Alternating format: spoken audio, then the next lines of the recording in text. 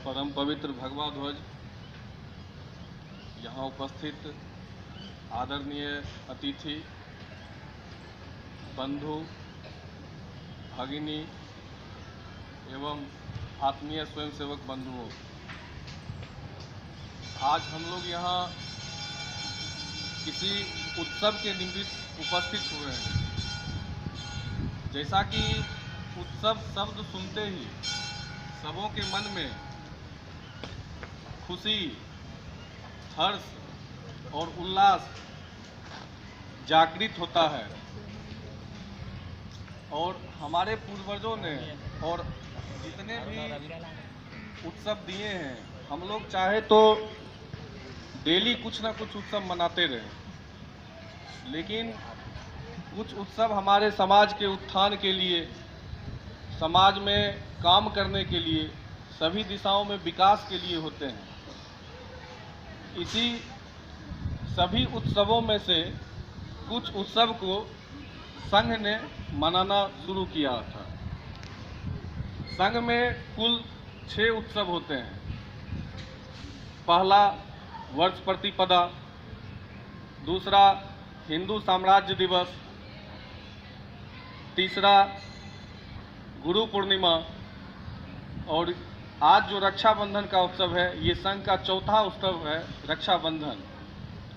और विजयादशमी पांचवा और मकर संक्रांति छठा। यह 6 उत्सव है जो संघ मनाता है, जिसमें से आज हम लोग रक्षाबंधन के उत्सव में यहाँ उपस्थित हुए हैं। रक्षाबंधन ये एक ऐसा उत्सव है जो आज से नहीं, शुरुओं से हम लोग मनाते आ रहे हैं। हमारे पूर्वजों ने ये कीर्ति करते आज तक हम लोग यहाँ पहुँचे हैं। जैसा तर विशेष आदमी जानते हैं, रक्षाबंधन में भाई और बहन का त्यौहार है। ज़्यादातर आदमी बस यही कहते हैं और यहीं तक सीमित रहते हैं, लेकिन रक्षाबंधन सिर्फ भाई और बहनों का त्यौहार नहीं है। जहाँ पे बहन नहीं है या जिनको ये जहाँ है अभी वो व्यवस्था नहीं है, तो वहाँ पे पुरोहित अपने यजमानों को रक्षा सूत्र बांधते हैं। इसका मतलब है जो सिर्फ भाई बहन तक ही नहीं, हम लोग आपस में भाई भी एक दूसरे को बांध सकते हैं। बंधन का मतलब होता है अनुशासन। हम कभी भी किसी भी दिशा में विकास तब कर सकते हैं जब उसमें अनुशासन हो। अनुशासन के बगैर विकास संभव नहीं है। तो जिस दिन हम रक्षा सूत्र बांधते हैं, उस दिन से हम सिर्फ रक्षा का प्रण लेते हैं, ऐसा नहीं है। सभी समाज में सभी वर्ग के लोगों को, जो व्यक्ति अंतिम पायदान पे हैं, जो सब नहीं मना पाते हैं, जो आर्थिक तंगी के कारण, सामाजिक बनावट के कारण सब एक दूसरे से मिल नहीं पाते हैं, वो व्यक्ति भी उत्सव के दिन में एक जगह आके यहाँ आते हैं और साथ में उत्सव मनाते हैं, जिससे हम लोगों के समाज में जो अंत के व्यक्ति हैं वो भी इसमें शामिल होते हैं और मुझे खुशी होती है। इसलिए ये उत्सव समाज में समरसता का भी काम करता है और सारे विकास में भी ये सहायक सिद्ध होता है। उत्सव के माध्यम से हम बांधते नहीं हैं सिर्फ एक दूसरे को, उस धागा में एक माला की तरह समाज को पिरोते भी हैं, जिसके कारण हमारा समाज आज इतना बहुरंगी व्यक्तित्व वाला बना है। इसलिए सिर्फ उत्सव को मनाना ये सबसे बड़ी बात नहीं है। कीर्त तो हम सारे व्यक्ति करते हैं, जो भी इस धरती पे जन्म लिए हैं, जो भी प्राणी हैं, लेकिन क्या वो जो कीर्त हो रहा है वो किसी मनोयोग से करते हैं, किसी भाव से करते हैं, या बस ऐसे करते हैं? इसमें ये भी ध्यान देने की आवश्यकता है, कोई भी काम करें, कोई भी उत्सव मनाएं, उसे हम पूर्ण मनोयोग से करें। जब तक हम किसी भी काम को पूर्ण मनोयोग से नहीं करते हैं तो हमें सिद्धि की प्राप्ति नहीं होती है। और कोई भी मनुष्य तब मनुष्य कहलाता है जब वो तन, मन, बुद्धि इससे ऊपर उठ के किसी कार्य को करता है। नहीं तो सारे प्राणी मनुष्य हैं, जीव जंतु हैं, सभी इस धरती पे जन्म लिए हैं, लेकिन उसमें मनुष्य अपना सर्वश्रेष्ठ स्थान रखता है। मनुष्य ही ऐसा प्राणी है जो अपने अंदर में छिपे हुए भगवान को, अपने अंदर में छिपे हुए चरित्र जैसे योग को सिद्ध करके समाज में समरसता लाता है और समाज के उत्थान के लिए कार्य करता है, जीव जंतु के संरक्षण के लिए कार्य करता है, पर्यावरण को बचाने के लिए कार्य करता है, वो मनुष्य कहलाने का अधिकारी होता है। मनुष्य ही समाज की सेवा करके नर से नारायण बन जाता है, वही मनुष्य होता है। अगर यदि ये सब काम सिर्फ मन बुद्धि से नहीं होता है, अपनी अंदर के चरित्र को देखना पड़ता है, अपने अंदर के चरित्र को बचाना होता है। जिसका चरित्र स्वच्छ है, निर्मल है, वही इस समाज को कुछ दे सकता है। और तन मन बुद्धि सब कुछ अर्पित करने के बाद भी, एक गीत सुने होंगे, तन समर्पित मन समर्पित और यह जीवन समर्पित, और के बाद जो होता है वो यही आयाम होता है। जब तन मन बुद्धि के बाद और समाज को क्या दे सकते हैं, जिससे मेरा समाज सुंदर, स्वच्छ और सर्वश्रेष्ठ बन सके। इसलिए किसी भी काम को करने के लिए हमें पूरे मनोयोग से करना पड़ता है। जिस तरह से हम लोग बंगाल विभाजन सुने होंगे, 1905 में हुआ था। रक्षाबंधन का कार्यक्रम जब बंगाल विभाजन हुआ था तो कोई भी चीज़ विभाजित होता है, घर में भी विभाजन होता है तो बहुत तरह की घटनाएं घटती हैं।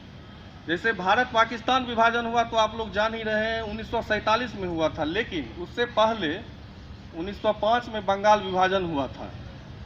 उस टाइम हम लोग आज़ादी की लड़ाई लड़ रहे थे। वहाँ कोई भाई बहन का काम नहीं था, वहाँ हम सबों को मिलकर, चाहे मेरे भाई हो, बहन हो, जो भी हो, माताएं हो, ये सब एक हो के देश की आज़ादी के लिए काम कर रहे थे। उसी समय रविन्द्रनाथ टैगोर ने वहाँ पे रक्षाबंधन का कार्यक्रम किया था, जिसके माध्यम से समाज के हर वर्ग के व्यक्ति, हर विचार के व्यक्ति, चाहे वो गरीब हो, अमीर हो, सुखी हो, दुखी हो, हर मानव इस शुभ काम में अपना अपना योगदान दे सके, जिसके कारण वो ये पर्व मनाए थे रक्षाबंधन, जो एक दूसरे के कलाई पे एक जगह एकत्रित होके रक्षाबंधन करके उसके बाद अपने एकता का परिचय दिए थे। जो हम लोग एक हैं, हम लोग एक रह के ही हम लोग राष्ट्र को परम वैभव पर ले जा सकते हैं।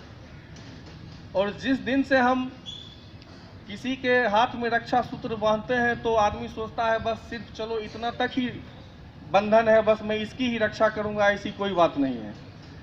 अगर मैं किसी को राखी बांधा हूँ या कोई बहन मुझे राखी बांधी है तो सिर्फ उसकी ही सुरक्षा मेरी जिम्मेदारी है, ये सोचना बिल्कुल अपराध है। इस बंधन से आगे निकल के हमें अपने बहन के लिए, अपने पड़ोस के लिए, अपने गली मोहल्ले के लिए, अपने समाज के लिए आगे बढ़ के काम करना होगा। अगर जब हम अपने मोहल्ले, गली, समाज में जब ये तय करते हैं जो मुझे इसकी भी जिम्मेदारी है सुरक्षा देनी, तो फिर हम अपने जिला, देश की सुरक्षा देते हैं। ऐसे बहुत सारे ऋषि मुनि, विवेकानंद जो देश का नेतृत्व किया, जो सर्वधर्म सम्मेलन में गए, अपने धर्म की रक्षा किए। इसी तरह से हम लोग सिर्फ उत्सव का मतलब उत्सव न समझे, इसको एक मनोयोग से समझे। इसमें भाव क्या है, सिर्फ बंधन किए बस जिम्मेदारी खत्म होगी, ऐसी कोई बात नहीं है। जब हम लोग सब उत्सव के माध्यम से एक होते हैं, अनुशासित रहते हैं, विकास का पहला आयाम होता है सुरक्षा। और कोई भी विकास तब संभव होता है जब उसकी सुरक्षा की गारंटी हो, और सुरक्षा की गारंटी तब होती है जब व्यक्ति अनुशासित हो। अगर व्यक्ति में अनुशासन ही नहीं होगा तो वो सुरक्षा दे नहीं पाएगा, और जिस देश और राष्ट्र में सुरक्षा होगा नहीं, उसका विकास संभव है ही नहीं। कोई भी राष्ट्र तब आगे जाता है जब यहाँ पर किसी वर्ग के व्यक्ति को उसका धर्मांतरण नहीं करवाया जाता है। हर धर्म के व्यक्ति को, हर समाज के व्यक्ति को, सबका अपना अपना एक मूल अस्तित्व होता है। उस अस्तित्व को बचाते हुए इस समाज को बहुआयामी प्रतिभा का धनी बनाना पड़ता है। और ये काम किसी एक व्यक्ति से नहीं होता है, कोई चाहेगा आज हम समाज में क्रांति ला दे, परिवर्तन कर दे, आज रक्षाबंधन मना के ये कर दें, ऐसी बात नहीं है। इसके लिए हम सबों को इस उत्सव के माध्यम से एक होना पड़ेगा और ये संकल्प आज हम लोग लेते हैं कि हम लोग राष्ट्र में सभी समाज के लोगों को सभी दिशाओं में बहुमुखी विकास के लिए कार्य करेंगे। जो जहां हैं, जो छोटे हैं, बड़े हैं, कोई कहीं नौकरी कर रहे हैं, कोई कहीं शिक्षक है, कोई चिकित्सक है, सारे व्यक्ति अपना अपना योगदान देंगे तो समाज एक हो सकेगा, समरस हो सकेगा। वही आज इस उत्सव के माध्यम से हम संकल्प लेते हैं। और जिस दिन ये जितने भी व्यक्ति ये संकल्पित होकर मनोयोग से काम करेंगे, उस दिन हमारे राष्ट्र को परम वैभव पर जाने में कोई नहीं रोक सकता है और किसी का मुहताज नहीं रहना पड़ेगा। बस यही 2 शब्दों के साथ मैं अपना समाप्त करता हूँ। धन्यवाद।